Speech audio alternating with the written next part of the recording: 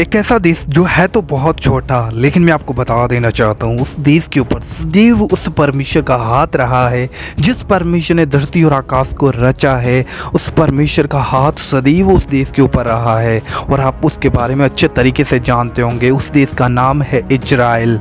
और आज हम देख सकते हैं इजराइल और फिलिस्तीन के बीच में किस तरीके का माहौल है। मैं आपको बता देना चाहता हूँ इजराइल एक ऐसा देश है जहाँ पर 3 देशों की धार्मिकता जुड़ी हुई है और वो धार्मिकता बाइबल हमें क्लियरली इन बातों के विषय में बता देती है। मैं आज आप लोगों के सामने एक वीडियो दिखाने चाह रहा हूँ। इस वीडियो को पहले देखिए फिर बात करते हैं। ऐसा क्षेत्र है, यहाँ से 3 धर्मों की उत्पत्ति हुई है। दुनिया के 3 सबसे बड़े धर्म कह सकते हैं आप इन्हें, हिंदुत्व को अगर हम छोड़ दें। असल में ये तीनों ही धर्म अपनी शुरुआत की कहानी को बाइबल के पैगंबर इब्राहिम से जोड़ते हैं। ईसाई धर्म के लोगों का जुड़ाव इस क्षेत्र से इसलिए है क्योंकि उनका मानना है कि ये वही जगह है जहां कलवारी की पहाड़ी पर ईसा मसीह को सूली पर चढ़ाया गया। उनका मकबरा स्पेलकर नाम के चर्च के अंदर स्थित है और ये उनके पुनरुत्थान का स्थल भी माना जाता है। यानी इसीलिए ईसाई इस जगह को बहुत पवित्र मानते हैं। इसलिए आप कह सकते हैं कि ईसाइयों के लिए ये जगह बहुत खास है, बहुत पवित्र है। यूक्रेन और रशिया की तरह इस युद्ध की जड़ में संसाधन और जमीन की लड़ाई नहीं है। इस युद्ध के जड़ में एक ही कारण है और वो है धर्म। और इसलिए ये जो युद्ध है ये सिर्फ युद्ध नहीं बल्कि ये एक धर्म युद्ध है। आप स्क्रीन पर इजराइल के ये 5 नक्शे देख रहे हैं, आपको दिखाते हैं।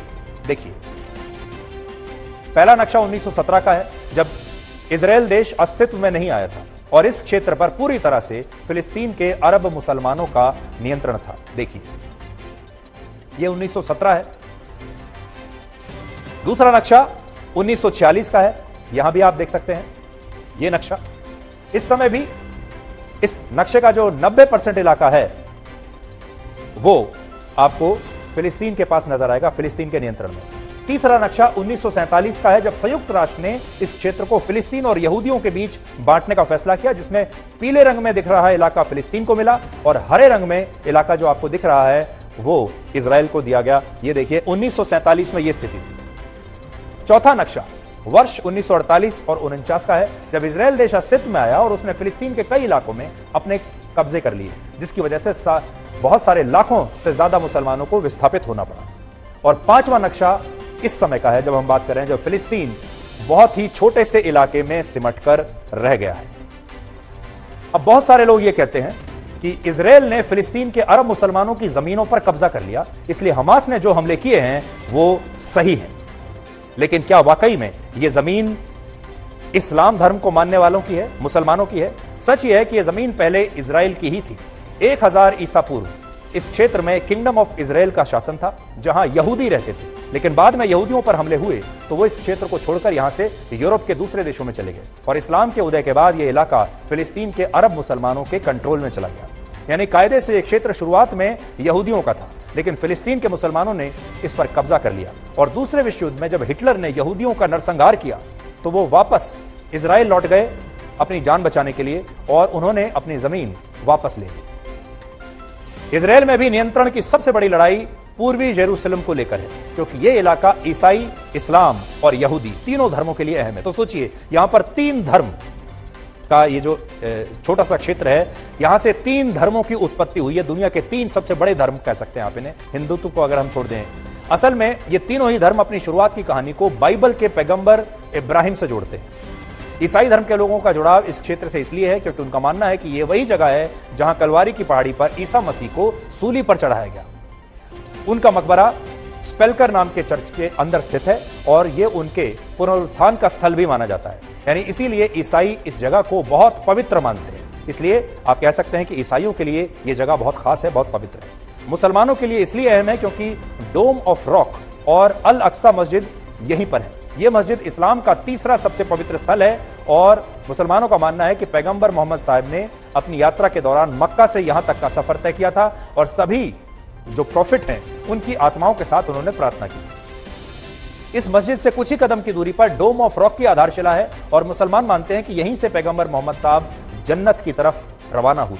और यहूदी यरूशलेम को इसलिए अपना बताते हैं क्योंकि उनका मानना है कि यही वो स्थान है जहां आधारशिला रखकर पूरी दुनिया का निर्माण किया गया था और यहीं पर इब्राहिम ने अपने बेटे आइजैक की कुर्बानी दी थी। यहूदियों वाले हिस्से में कोटेल और वेस्टर्न वॉल है ये दीवार पवित्र मंदिर का अवशेष है, यानी यरूशलेम ईसाई, इस्लाम और यहूदी तीनों धर्मों के केंद्र में है और सारे विवाद यहीं से शुरू होते हैं।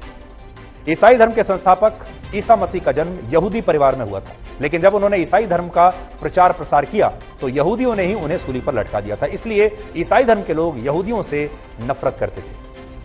तो ये एक पुराना इतिहास है इस जगह का, और जैसे जैसे ये कहानी आगे बढ़ेगी, क्योंकि ये जो युद्ध है, अगर आप हमसे पूछें, ये युद्ध अभी रुकने वाला नहीं है, ये युद्ध अभी और फैलेगा, इसमें और ज्यादा देश शामिल होंगे, इसका इलाका और ज्यादा फैलेगा। इसलिए आने वाले दिनों में ये युद्ध पूरी दुनिया को परेशान करने वाला है। अब दुनिया की नजर यूक्रेन और रशिया के युद्ध से हटकर यहां पर आ गई है, और यकीन मानिए यूक्रेन का युद्ध था, उस पर तो उसकी वजह से आपके जीवन पर असर पड़ा ही था, लेकिन इस युद्ध का भी आपके जीवन पर असर पड़ने वाला है।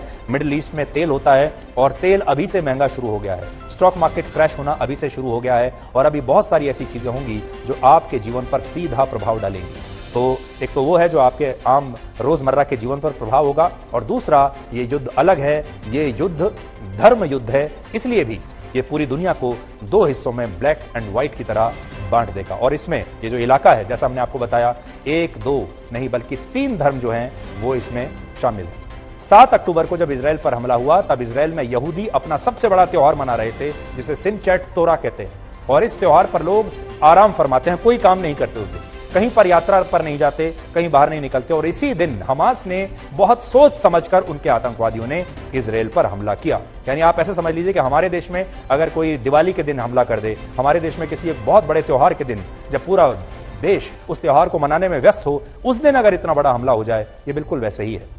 आपने इस वीडियो को देखकर जान लिया होगा आखिर इजराइल और फिलिस्तीन का युद्ध क्यों हो रहा है। बाइबल हमें ये साफ कहती है कि यह तो होना ही है।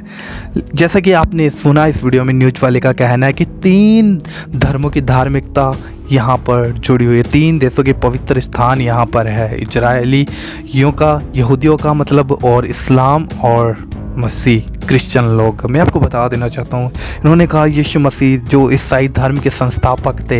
मैं आपको क्लियर कहना चाहता हूँ, यीशु मसीह ने किसी बात का धर्म स्थापित करने के लिए संसार में बिल्कुल भी नहीं आया। यीशु मसीह ने कोई धर्म की स्थापना नहीं की है।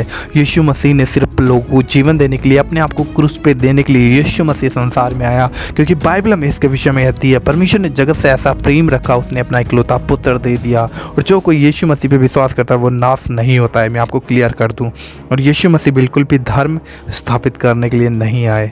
यीशु मसीह जीवन है, आप उसके पीछे चलें, वो भी आपको जीवन जरूर देगा। मिलता है किसी और वीडियो में, तब तक के लिए आप लोग जरूर चैनल को सब्सक्राइब करिएगा। अगर पहली बार पहुंचे हो तो आप सभी को जय मसीह की। God bless you. प्रभु आपको आशीष दे।